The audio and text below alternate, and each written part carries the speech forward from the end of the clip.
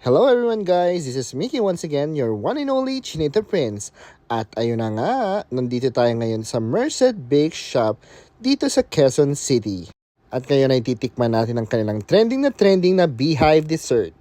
Nagsimula sila noong 1972 bilang isang panaderia. Founded by Dr. Milagros Sevilla. Pinangalan ito sa kanyang ina na si Mercedes.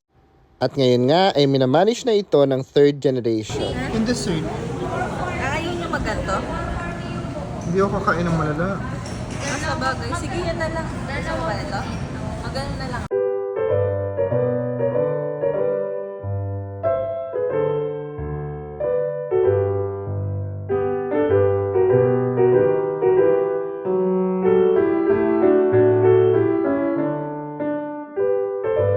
Guys, hindi lang cakes ang tinitinda nila.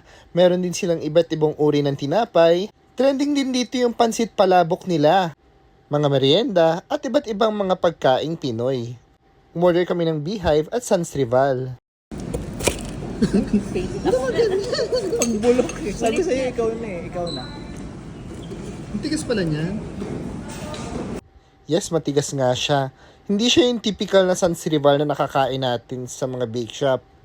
Nga pala guys, nagkakahalaga to ng 60 pesos. Ang mura, di ba? At yung Beehive naman, nagkakahalaga lang ng 50 pesos. Wow. Naku, matigas din siya.